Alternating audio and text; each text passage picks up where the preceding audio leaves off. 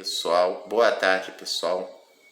Hoje 27 de fevereiro de 2023. Aqui tô eu, né? Fã de animes, Naruto, Boruto, entre vários outros. Mas, assim, desde menino até hoje, né? Eu gosto muito de eletrônica, eu trabalho de eletrônica, né? E essa eletrônica clássica também me atrai muito, né? Tô aqui mexendo no meu televisor Philco Ford, ano 1973. Né? Essa TV aqui, ela é do modelo Pop Color, de 17 polegadas. Curiosidade sobre essa TV, que foi uma das primeiras TVs coloridas a serem lançadas no Brasil, né? E foi a primeira TV colorida no tamanho de 17 polegadas, né? Com um gabinete plástico, porque era tudo antes TVs de 22, 26 polegadas com um gabinete de madeira, né? No lançamento, né? Essa aqui era a TV assim mais portátil que tinha. Curiosidade sobre essa Pop Color aqui, com chassi 380, é que ela é uma TV que parte dela é transistorizada, mas ela ainda conta com válvulas. A outra Pop Color, que é a mais comum, ela é toda transistorizada, já não tem válvulas, além do próprio tubo de imagem, que é uma válvula em qualquer que seja a TV de tubo, né? Então eu fiz muita coisa nessa TV. Essa TV tinha defeitos aqui devido ao desgaste do tempo, mas muito defeito que já existia e até defeito colocado, né, por intervenções mal feitas, né? Então depois tive muito trabalho para botar esse televisor para funcionar, né? Tive que fazer até adaptação aqui de uma válvula, né, da 35LR6, que é uma válvula que eu tinha achado no lixo no centro da cidade há mais ou menos uns 2 anos e meio, quase 3 anos atrás, né? Que tinha uma empresa que estava em reforma, ela tinha essas válvulas, não era nem empresa de eletrônica, mas ela tinha essas válvulas como decoração na vitrine, né? Entre outros itens de antiguidade. E eles fizeram a reforma da loja e eu, por acaso, passei no dia certo, na hora certa, encontrei ali 3 válvulas, né, na caçamba de entulho.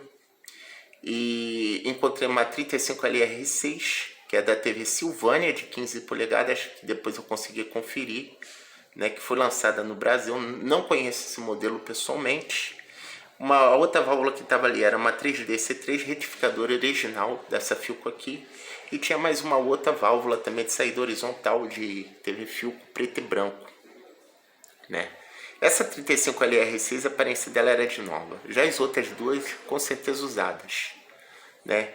E por acaso essa 35LR6, ela eletricamente, com exceção da tensão de filamento, ela é idêntica à 6JS6C, que é a válvula original desse TV. Mas o filamento da 6JS6C é de 6 volts, né? E a 35LR6, usada na Silvânia, é de 35 volts, o filamento.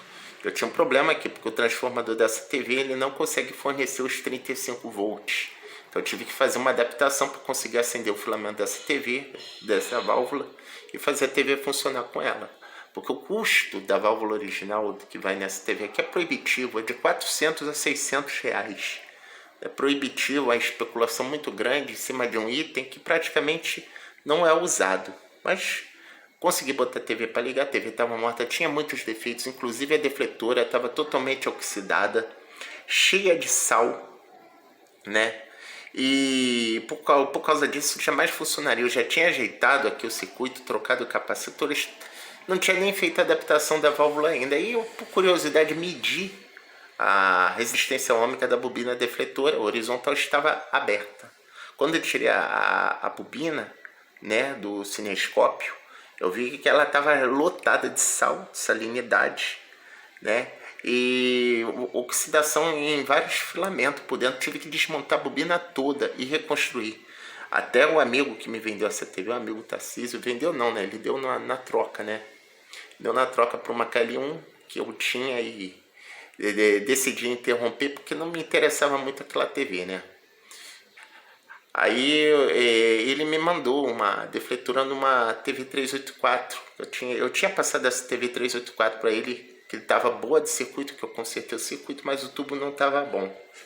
Então ele tinha um tubo lá e repassei essa TV para ele, meses antes, né, dele ter até essa TV aqui.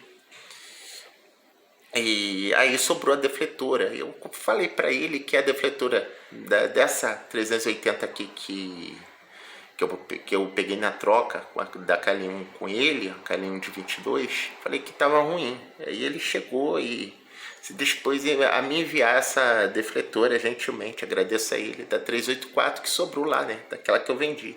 Chegou aqui a defletora da 384. Eu vi que é impossível a adaptação dela aqui por conta da resistência ômica do enrolamento, do horizontal, né? O enrolamento da 384, mesmo desmontando a defletora, ele não teria como ser adaptado aqui nessa 380. É porque a própria constituição dele, mesmo ligando eles em série, igual é nessa 380, da 384, eles, se eu não me engano, eles são ligados em paralelo, os dois lados. Mesmo ligando, ele não daria na resistência que precisa, né? Que é de 14 ohms, né? 14 ohms por circuito horizontal. Né, do enrolamento horizontal dessa TV aqui 380. A 384, a resistência ômica ela é menor, né? Então eu decidi desmontar a defletora todinha, né, original que vinha nessa TV, e fiz a recuperação de todos os filetes, emendando fios, tudo cuidadosamente, com solda, fio esmaltado, depois pintei tudo, né, e ficou funcionando bem, né? Mas aí ainda restou um problema de croma, que esse aqui realmente é cabeludo, né? Primeiro eu vou mostrar aqui o que foi feito, né? Pode ver aqui, ressoldagem, né? Aqui nesse setor da válvula. Aqui também teve ressoldagem. E esse setor de croma aqui, na pesquisa pelo defeito, por motivo que não estava chegando croma, né? Eu fiz a medida superficial dos transistores, estavam bons, das bobinas também estavam boas. Mas aí eu peguei o osciloscópio e medi ali no cursor para ver se estava chegando sinal de cor, né? Que ele tem que chegar ali no cursor do potenciômetro de cor. E não estava chegando o sinal de croma ali, né, no cursor. Eu tirei o transistor da placa, que é esse aqui, que é o original. E esse transistor aqui no multímetro, ele estava marcando bom. Aparentemente bom. E nada tinha me chamado a atenção. Mas aí eu botei esse transistor aqui no medidor, né? Nesse medidor aqui, o LCR, né?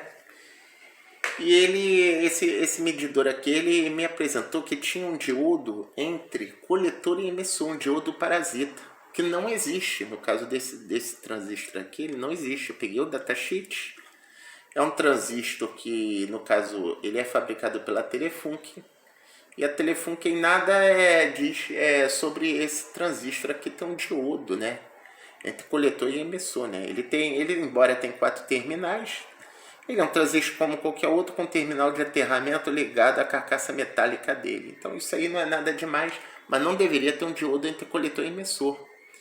E esse diodo, na verdade, era uma fuga, né?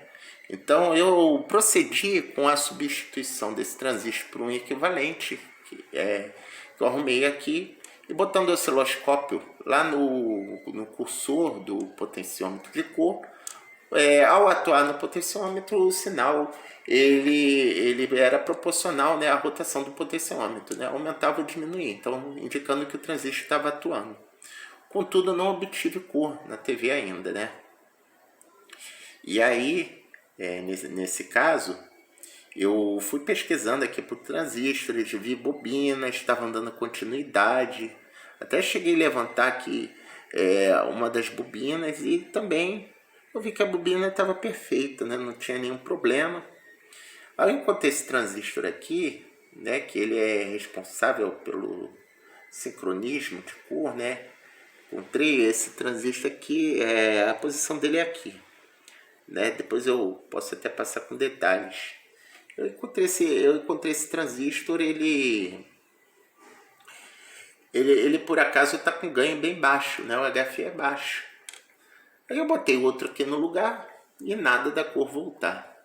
Tô ficando doido aqui, encontrando medidas doidas, malucas.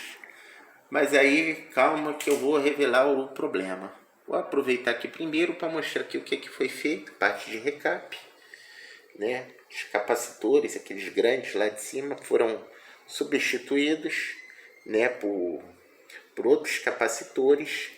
Aqui também tive um problema chato, porque aqui vai um VDR, um varistor, né, um varistor grande aqui que vai, e também vai um NTC, só que eles inclusive não estavam nessa posição aqui. Eu tive que fazer uma alteração aqui, porque quando eu ligava a TV, o varistor, que é o maior, que eu vou mostrar depois em outra oportunidade, ele estava fumaçando, né? Quando a bobina desmagnetizadora estava conectada, ele dava uma fumaçada, né? Já estava meio estranho, né? A aparência dele. Aí o que eu fiz? Adaptei aqui esse NTC azul, né? Eu alterei o circuito aqui, eu coloquei aqui o neutro, né, da energia para cá. Eu troquei essa ligação que era aqui, né, com a linha de entrada aqui do circuito. Eu troquei para esse lado aqui que estava vago, né? Troquei aqui para esse lado que estava vago. E aqui eu decidi conectar aqui o neutro da rede, né? Que aqui vai um dos polos da desmagnetizadora, antes ia aqui a entrada do circuito, né? Eu fiz uma alteração para ficar igual ao circuito das TV moderna, né? A Toshiba, que tem várias outras marcas. Até da época, várias TV da época também usavam essa configuração mais moderna, né? Com NTC. Então eu decidi alterar, né? Botei esse NTC aqui. E botei, eu digo PTC, né? O azul é o PTC, né? O NTC é esse preto. Botei esse PTC azul aqui, que ele é responsável por controlar aqui a atuação da bobina desmagnetizadora. Alterei a ligação dele, né? Então ele recebe energia aqui, esse NTC desse lado. E aqui do outro lado ele manda para um dos polos da desmagnetizadora. E aqui eu alterei a ligação, liguei direto aqui o neutro da rede, né? E para cá que estava vago, que antes vinha aqui a entrada do fase do circuito junto com um NTC, né? Eu decidi substituir esse NTC, que ele variou também, botei esse NTC moderno, comum, né? E mudei para cá, né, para conseguir separar o circuito. Eu ganhei aqui vantagem, né, do seguinte, porque como era o circuito anterior, ele era baseado no seguinte princípio. Ele tinha um NTC de uma impedância maior, né, e creio eu, né, que o original ele tinha aproximadamente uns 150 ohms quando frio, né, e ele tinha o varistor, que ele tinha uma impedância menor. Então qual era o princípio aqui? O princípio do circuito antigo. Esse circuito ele era datado das primeiras TVs RCA, né? Que também usava esse modelo antigo, com aquele VDR grandão. Então a gente sabe que a corrente elétrica ela tende a encontrar o caminho menor para a direção do neutro, do terra, né? Então quando você liga o televisor, né, no caso na configuração original, ele ao invés de passar direto pelo NTC, que tinha uns 150 ohms quando frio, o original teria isso, né, estando bom, ele passaria primeiro pelo VDR, né, primeiro pelo VDR e pelo polo da desmagnetizadora. Entendeu? Ele passaria primeiro pelo VDR e pelo polo da desmagnetizadora. E esse polo da desmagnetizadora ele descarregaria direto nesse fio aqui, né? Que antes ele estava aqui. Ele descarregaria, ele estava aqui, esse fio estava aqui. Ele descarregaria direto para dentro do circuito da fonte da TV, né? Que alimenta a fonte mais alta, né? E nesse meio tempo, esse VDR ele iria esquentando. E o NTC, que também estava na linha, né, de 150 ohms, ele iria esquentando também, né? Só que nesse caso, o VDR, enquanto ele esquenta, a resistência dele aumenta muito. E o NTC, enquanto ele esquenta, ele de 150 ohms, ele cairia para perto de 0 ohms, né, quando ele estivesse quente. Então, automaticamente, o fluxo da corrente elétrica, né, para continuar alimentando a fonte alta da TV, ele seguiria só pelo NTC. E o VDR ficaria como um circuito aberto depois de um tempo após a TV ligada, né? Isso é coisa de alguns segundos, né?